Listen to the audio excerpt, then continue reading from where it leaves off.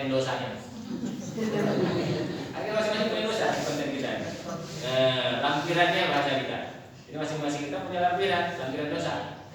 Sebelah kanan lampiran pahala, sebelah kiri lampiran dosa. Ternyata 51, 49. Nah udahlah data. Karena jumlahnya cuma 51, 49, jadi mungkin ini tidak terlalu lama. Tapi perjalanan 1 hari di akhirat sama dengan 1000 tahun perjalanan di dunia. 1000 tahun perjalanan. Makanya itu yang bagian dari keyakinan orang-orang dunia. Ini berlaku bagi orang-orang khusus. Yang pertama berlaku bagi orang-orang umum. Jadi kita punya dua, kalau orang Islam punya dua. Di dunia dapat bagian, di akhirat dapat bagian. Kalau orang kafir cuma di dunia saja. Ini nggak mungkin dapat. Orang kafir. Maka syarat mendapatkan Rahman Rahim itu login dulu. Bahasa keren yang bahasa sekarang kan login. Masuk Islam dulu. Nah itu syaratnya dalam Islam. Tapi yang banyak sekarang kan banyak juga saudara-saudara kita udah login, logout dia. Udah jelas masuk dia login, logout lagi. Jadi mudah-mudahan kita diselamatkan Allah Subhanahu Wa Taala dari hal-hal yang demikian sehingga Rahman dan Rahim Allah bisa kita rasakan. Ada pertanyaan dari sini? Bukan ya? Ya, sekali. Alhamdulillah, kalau kita lihat ini dua manusia, satu berbuat baik, yang satu berbuat murah. Jadi kalau kehidupan kita lihat ada satu makhluk yang belum sampai kepada mereka itu berdakwah, seperti orang yang tidak berpengalaman Tuhan. Kalau kita lihat seperti pada seperti ini satu manusia. Ini bagaimana kaitan dengan orang yang macam ini yang belum sampai dakwah kepada mereka. Posisi mereka. Kalau tidak sampai dakwah, Allah sudah katakan, wa ma kunna mu'adzibina hatta nab'atha rasula. Kami tidak akan bertindak sampai kami mengutus seorang rasul. Jadi pertanyaan sekarang, apakah diyakini dengan benar orang-orang yang di pedalaman itu mereka tidak mendengar kabar tentang Nabi dan Rasul, tidak mendengar kabar tentang agama? Itu pertanyaannya. Itu yang pertama ya. Yang kedua, kita sebagai orang yang punya tanggung jawab untuk menyebarkan dakwah, sudahkah kita sampaikan dakwah itu kepada mereka? Kedua, satu dari internal mereka, yang kedua dari eksternal kita. Jadi kalau benar mereka tidak sampai kabar tentang Nabi dan Rasul, maksudnya masa tidak tahu ada risalah. Jadi masa kekosongan. Cuma masalah sekarang, adakah masa kekosongan untuk orang-orang pedalaman? Sebagaimana dulu sebelum Rasulullah SAW, Nabi Muhammad SAW itu diutus, dikatakan sebagai masa fatrah. Dan para ulama berbeda pendapat tentang masa fatrah itu. Kalau memang fatrah dia tidak ada ketetapan atau artinya tidak ada Nabi dan Rasul yang mengajak umat manusia untuk iman kepada Allah, kembali kepada wa ma kunna mu'adzibina hatta nab'atha rasul. Jadi kalau Allah menyatakan kami sudah perintahkan, ini dalam Al-Quran itu jelas sudah diperintahkan. Ini perintah dalam Al-Quran jelas. Kemudian disampaikan keterangannya melalui Rasulullah, lalu sampai kepada murid-murid beliau, para sahabat, tetapi sampai kepada ulama-ulama yang terakhir. Ini bagian dari keterangan dalam Al-Quran. Kita sampaikan keterangan kepada orang-orang yang hidup di masa itu. Kalau belum sampai, berarti kategori mereka adalah yang tidak setakdir. Cuma untuk menetapkan ini perlu penelusuran. Karena ada di antara mereka, misalkan dalam satu komunitas, mereka aslinya bukan orang yang menjadikan kehidupan ini goib, bukan orang yang masih sendiri. Cukup dalam ini misalkan aslinya mereka bukan orang yang masih sendiri. Mereka sudah tahu kabar tentang itu, tapi kemudian mereka mengasingkan diri, tidak tersentuh oleh peradaban, lalu menganggap risalah belum sampai. Itu berbeda dengan yang memang betul-betul belum nyampe risalah mereka. Jadi kalau pertanyaan bagaimana orang yang belum sampai risalah, yang belum sampai risalah memang tidak ada kewajiban. Kita yang memiliki kewajiban untuk menyampaikan risalah kepada mereka. Jadi kalau orang yang tidak tahu memang beramal karena tidak tahu, ini masalahnya ini, beramal karena tidak tahu. Ada ketetapan di mana dalam urusan-urusan yang usul, contoh yang masih hangat diperbincangkan, kisah Isra Mi'raj Rasulullah SAW. Jadi Isra Rasulullah itu tercantum di dalam Al-Quran. Isra-nya, Subhanalladzi asra bi 'abdihi lailan minal masjidil haram. Di proses Isra tercantum dalam Al-Quran. Maka tidak ada alasan untuk menolak Isra-nya Rasulullah. Karena tercantum dalam Al-Quran. Jadi benar Allah memperjalankan beliau dari Masjidil Haram ke Masjidil Aqsa, jalan malam Isra.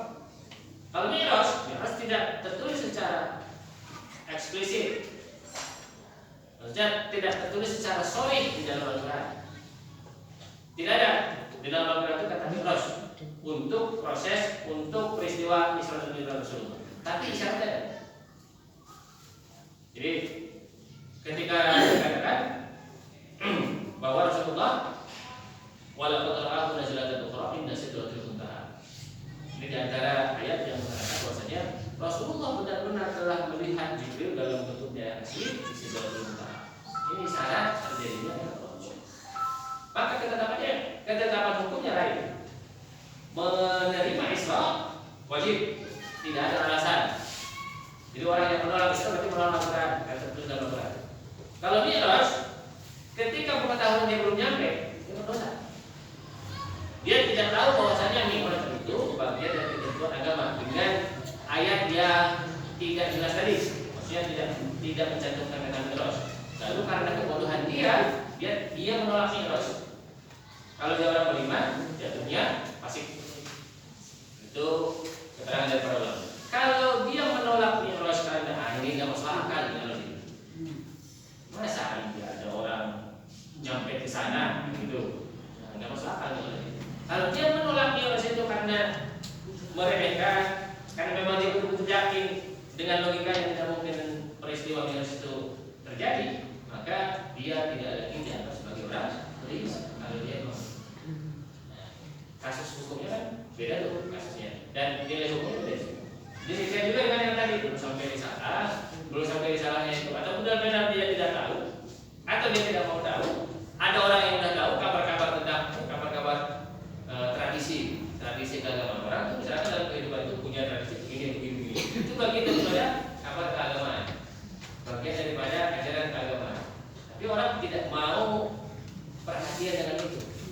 Orang kalau kita nggak perhatian, kita nggak melakukan sesuatu, hukumnya bukan nggak sampai kabar itu kepada kita aja nggak mau tahu. Begitu ya. Jadi itu menetapkannya tentu perlu kajian mendalam sehingga kita tidak gampang untuk memvonis orang-orang yang menurut kita mereka tidak melakukan saksi. Ada lagi? Tambah satu lagi atau sudah selesai? Tambah ya?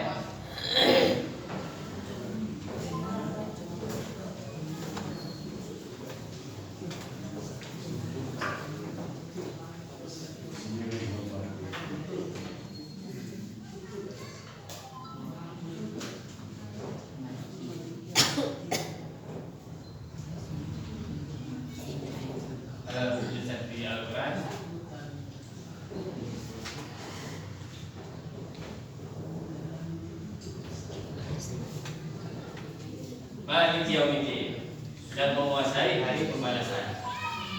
Ada versi Malik Yaumiddin, ada Malik Yaumiddin. Jadi kalau bacanya begini, Maliki, ada Maliki. Apa dua-duanya boleh dibaca? Boleh, tapi harus tahu ilmunya. Jadi kalau kita nggak tahu ilmu menyalahi bacaan yang umum, kita baca Malik Yaumiddin. Lalu surat An-Nas kita baca Malikin Nas.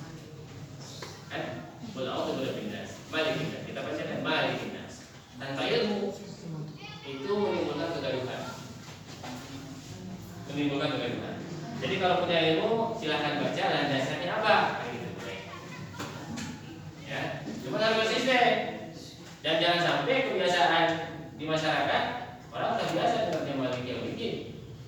Maliki Yaumiddin. Tiba-tiba ada imam dengan bacaan baru, Maliki Yaumiddin dia baca. Dia memang besar. Dia mau mencoba ngetes jamaahnya, gaduh nggak? Ternyata ribut. Habis sholat ribut, nggak zikir. Membesar tuh, dia ribut ya pasti begitu. Masalah kebiasaan. Jadi itu bagian daripada etika. Kebiasaan masyarakat jangan diselisihi. Ya, selama tidak menyalahi syariat. Jadi Maliki Yaumiddin itu tidak menyalahi syariat. Bagaimana dengan Maliki Yaumiddin tidak menyalahi syariat? Dengan catatan tahu ilmu. Ini yang menguasai Maliki Yaumiddin.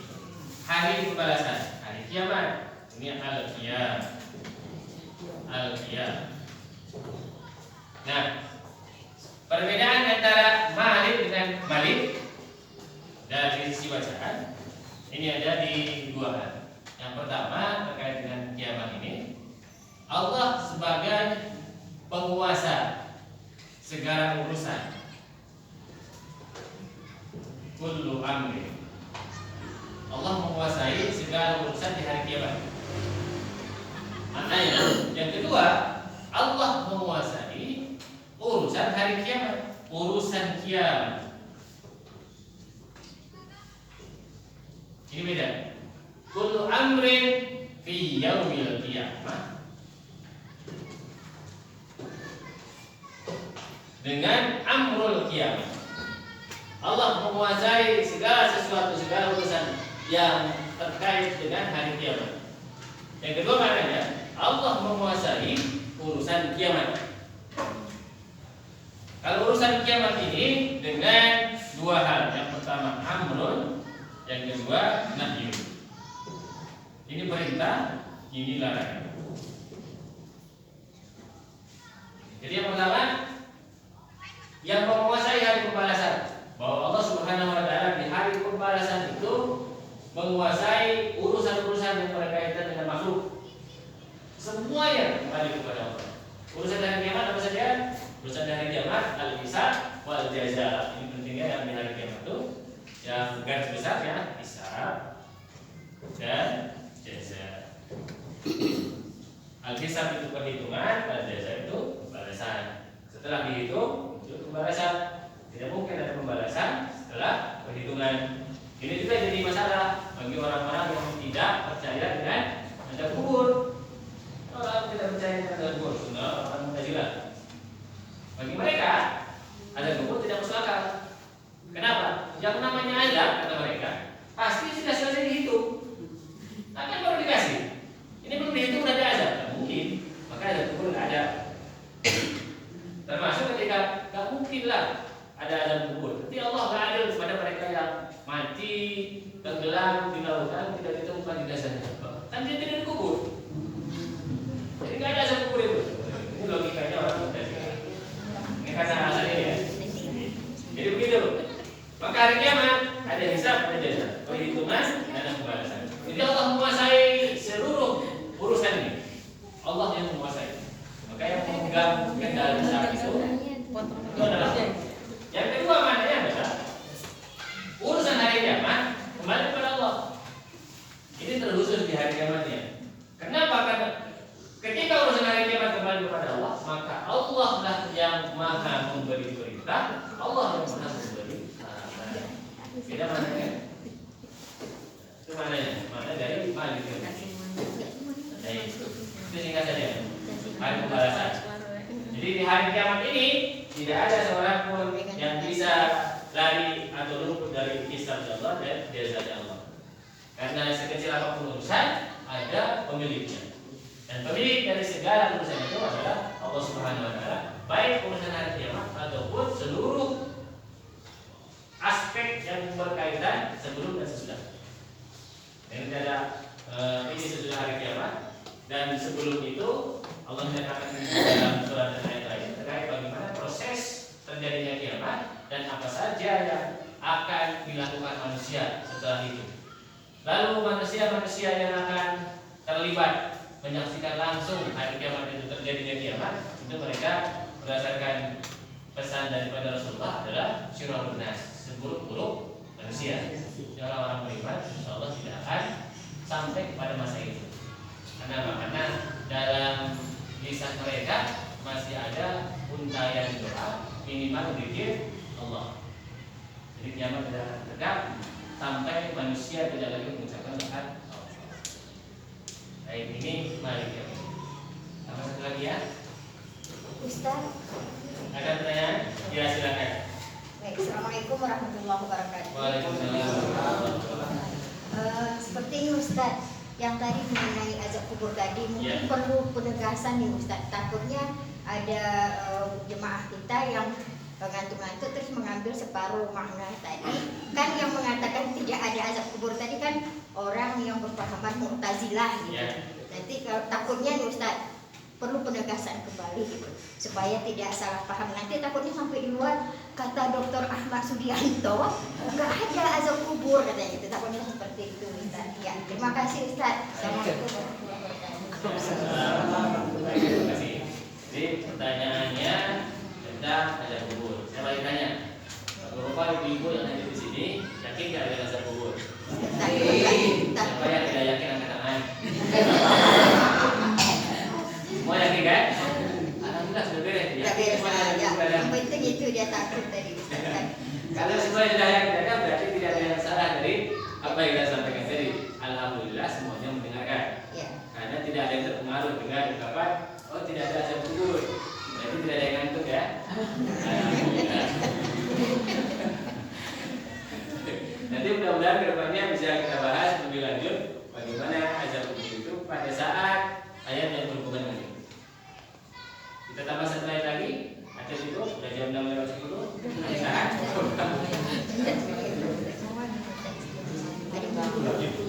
tambah satu. Iya, alhamdulillah.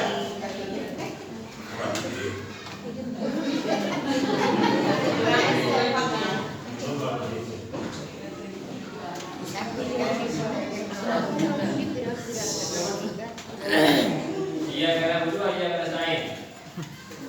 Iya karena berdua iya karena nasta'in. Terjemahannya hanya kepadamu kami beribadah, hanya kepadamu kami memohon pertolongan. Jadi ini bagian dari penyerahan diri kepada Allah Subhanahu wa taala. Kenapa? Karena di sini ada to'ah.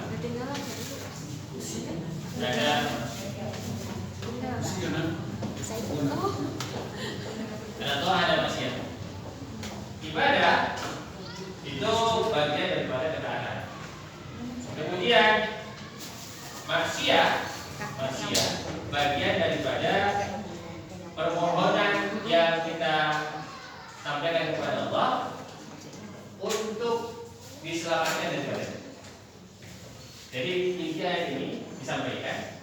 Kita memohon kepada Allah bahwa saja tidak ada ketaatan kecuali dengan kekuatan dari Allah Subhanahu wa taala. Tidak ada kemaksiatan kecuali dengan perlindungan dari Allah Subhanahu wa taala yang bisa dihindarkan. Jadi maksiat yang dihindarkan itu terhindar dari kita karena pertolongan Allah sebagaimana ketaatan yang kita lakukan karena kekuatan dari Allah Subhanahu wa taala. Nanti ini lanjutannya dengan ayat selanjutnya yaitu ihdinas shiratal mustaqim. Ini masalah permohonan untuk dikokohkan dalam beribadah. Karena kita menganggap dan meyakini Allah Subhanahu wa taala sebagai satu-satunya zat tempat untuk meminta, baik doa dalam doa ibadah ataupun doa masalah, maka dalam dua aspek ini, ibadah dan pertolongan, kita jadikan Allah sebagai sandaran, benar-benar hanya bersandar kepada Allah. Ini menjadi penting ketika kita meyakini bahwa ketaatan saat kita berbuat taat, kita merasa bahwasanya Allah dekat dengan kita. Saat kita berbuat maksiat, terluput dari maksiat, kita merasa bahwasanya kelemahan itu bukan atas dasar kehendak Allah. Jadi harus seimbang, dua-duanya harus seimbang. Saat kita melakukan ketaatan, kita yakin bahwasanya tidak ada siapapun yang bisa menolong kita dalam ketaatan kecuali Allah Subhanahu wa taala. Demikian juga kemaksiatan yang kita tinggalkan juga atas atas dasar pertolongan Allah. Jadi kalau demikian adanya, kesadaran ini akan memupuk rasa tanggung jawab dalam diri kita bahwa perbuatan apapun harus didasari atas keinginan mencari ridho Allah Subhanahu wa taala. Lalu perbuatan maksiat yang kita tinggalkan harus didasari atas keinginan untuk menghindari azab Allah. Jadi begitu. Makanya konsep iya karena tujuan iya karena nasta'in, kita tidak melihat Allah saat kita menyembah, saat kita memohon, tetapi kita yakin bahwa Allah melihat kita saat totalitas pengabdian, saat kita meminta. Bahkan apapun yang tidak kita minta, Allah Maha tahu. Ini merupakan penyerahan diri secara mutlak kepada Allah Subhanahu wa taala apabila makna dari ayat ini kita pahami dengan baik. Maka ihsan itu ketika didefinisikan di dalam satu hadis yang kita kenal bersama di awal-awal hadis Al-Qur'an, "Anta'budallaha ka'annaka tarahu fa in lam takun tarahu fa innahu yaraka." Beribadah kepada Allah Subhanahu wa taala dengan berusaha menghadirkan Allah, artinya Allah bersama kita, melihat kita, mengawasi kita. Kalaupun kita tidak sanggup untuk menghadirkan itu, yakinlah Allah hadir dan senantiasa hadir. Apakah ini dalam ketaatan saja? Tidak. Jadi kita meyakini Allah karena kata Allah. Ketika kita melakukan kebaikan, kita yakin Allah melihat kita. Saat kita melakukan maksiat, kita yakin Allah melihat kita. Jadi dua-duanya seimbang. Nah, karena kalau perbuatan maksiat itu kenapa terjadi perbuatan maksiat? Salah satu penyebabnya adalah karena pelaku maksiat tidak sadar atau tidak yakin mungkin atau kurang yakin bahwa Allah Subhanahu wa taala senantiasa melihat. Jadi menghadirkan Allah itu dalam setiap kesempatan. Sehingga saat kita berkumpul dengan orang-orang, dengan kawan-kawan, lalu mulai kita berbicara tentang ilmu, nah itu ada. Yakini bahwa saya itu hadir dengan pertolongan Allah. Lalu tiba-tiba pembicaraan tentang ilmu ini nyambung kepada masalah terkait orang yang memberikan pengetahuan itu. Ya mulailah dia ngomongin ustadznya atau ustadzanya. Kan ngomongin dia ngomongin awalnya kajian. Terus sampai kepada oh iya ustadz ini atau ustadznya ini begini. Awalnya ngomongin ilmu. Awalnya ketaatan berubah menjadi mohon maaf kemaksiatan tadi digibahin. Karena yang ngomongin iya kurang apa terlalu ini kayak gitu dia kurang ini terlalu itu kan perubahan itu. Saat kita ada tadi kita yakin itu bagian dari kebaikan ya Allah dekat senang gitu. Saat maksiat kadang kita lupa lah kalau saya itu tidak datang kepada Allah Subhanahu wa taala. Dimana iya karena berdua yang nasta'in harus kita perbaiki pemahaman itu di dalam diri kita sehingga dua-duanya bisa dihadirkan saat ketaatan, saat bermaksiat. Jadi kalau semuanya bisa memahami dengan baik, pemahaman itu Allah berikan dengan pemahaman yang baik, kemudian Allah gerakkan jiwa raga kita untuk melangkah dengan pemahaman ini, niscaya tidak akan ada pelanggaran syariat. Tapi itu kemungkinan tidak terjadi. Karena pertentangan antara baik dan buruk selama kehidupan ini ada akan terus berlangsung sampai hari kiamat. Antara hak dengan batil itu terus berlangsung pertentangan. Siapa yang lebih kuat daripada mereka, siapa yang lebih memiliki peluang untuk menang, tidak tahu. Dan jelas di akhirnya pasti endingnya ini yang mentakdirkan menang adalah kebaikan, al-haq. Tapi proses ini perlu kekuatan. Jadi kita yakin memang al-haq itu bakal menang. Kapan menangnya? Karena terbukti kan sekarang memperjuangkan kebenaran, dia berdakwah dulu, kemudian dia berusaha untuk menegakkan hukum dengan sebaik-baiknya, ternyata kalah tuh. Dan tidak hanya kalah dalam pandangan kita, ya disukabumikan juga, mungkin masuk dalam bumi maksudnya. Apakah itu bagian dari kekalahan? Dan tampilkan itu. Jadi yang hanya tampil di atas permukaan bumi sekarang al-batil, seolah-olah begitu. Tapi yakin bahwasanya al-haq itu akan memimpin di kehidupan ini ketika Allah menetapkan sebab-sebab yang mengarah ke sana. Jadi tinggal kita mengambil bagian saja, apakah mau menjadi orang yang mengamalkan ayat ini dengan sebaik-baiknya dalam kondisi taat atau kondisi maksiat, atau kita akan mengambil separuhnya saja saat ketaatan itu menghampiri kita, atau bahkan separuhnya saja saat kemaksiatan itu terlanjur kita lakukan atau kita lakukan dengan keadaan sadar, atau sama sekali tidak mau mengambil pelajaran daripada ini. Itu tergantung pada kejadian kita. Kira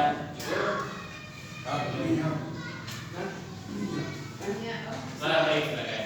Balik ke Ar-Rahman-Ar-Rahim kita. Ar-Rahman-Ar-Rahim. Balik ke atas. Oh ya. Kemarin ini artinya al-atif. Waktu Bismillahirrahmanirrahim apakah beda ya maknanya? Karena di catatan kami Ar-Rahman itu mu'tiyal atau ya. Entah apa pun artinya pun bahasa Arab ya. Artinya pun artinya ini. Jadi Ar-Rahim no apa perbedaan? Ya. Ar-Rahmanir-Rahim ya.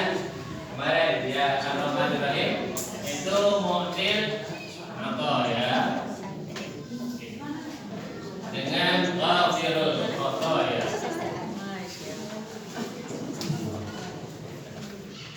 Ini yang kita kutip dari Tanqihul Qaulil Hadis di Syarhil Qaulil Hadis. Ini model apa ya? Allah yang memberikan berbagai karunia. Jadi kalau tadi dihubungkan dengan apa yang Allah berikan, al-atif ilal wal batil. Allah Maha lembut kepada orang yang taat dan orang yang maksiat. Jadi mutilakoh ya. Ini maknanya apapun karunia itu Allah berikan tanpa batasan. Jadi mana ini tidak bertentangan sama yang tadi yang kita bahas tadi. Kalau kita kaji beberapa kitab tafsir, ada redaksi bahasa yang berbeda dari masing-masing penulis kitab tafsir itu. Makanya kalau ini rujukannya Tanqihul Qaulil Hadis, Tanqihul Qaulil Hadis, yang nulis Syekh Nawawi Al-Albani. Tapi ini menjelaskan kitab Imam Nawawi Lubabul Hadis. Makanya dikatakan Syarhul Lubabul Hadis. Yang ini rujukannya, yang tadi kita bahas itu rujukannya karya beliau khusus tafsir. Nama tafsirnya Ma'ruf Labis bi Kashfi Ma'na Al-Qur'anil Majid. Satu orang menulis karya dengan redaksi bahasa yang berbeda. Kalau kita lihat tafsir Kementerian Agama, kemudian tafsir Al-Wajiz, naik lagi ke pendahulunya tafsir Al-Qurtubi misalkan, atau tafsir Ibnu Katsir, kita akan temukan perbedaan redaksi saat mereka membahas tentang Bismillahirrahmanirrahim, mana Ar-Rahmanirrahim. Tetapi mana ini menunjukkan bahwa pemberian Allah berlaku umum, siapapun diberi. Nah, keterangan yang disampaikan, maksudnya mutilakoh ini Allah memberi karunia seperti siapa saja diberi. Sama dengan yang ini kan, al-atif ilal wal batil. Maha lembut kepada ahli maksiat dan ahli ibadah, ahli taat. Sama-sama ya. Lalu ghafirul khotoya dengan rahim. Berarti dikatakan yasturudun. Allah yang menghapus atau menutupi dosa, yang mengampuni dosa, sehingga pahalanya surga. Ini ghafirul khotoya. Allah yang mengampuni kesalahan-kesalahan. Bagi siapa? Gempa. Baca doa gitu.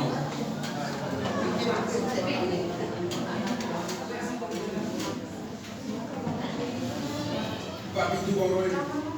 Pak Bintu.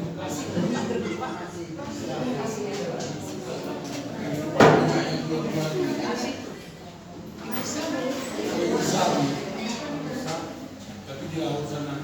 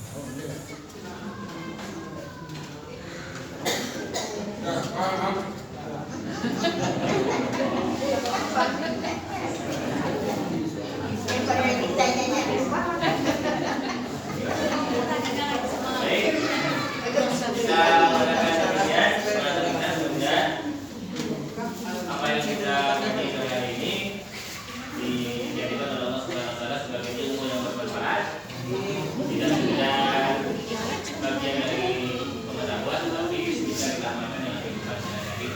Nambah yang diberikan kepada Allah Subhanahu Wa Taala bahwa sebagai itu adalah makhluk yang tidak pernah merasa lebih baik.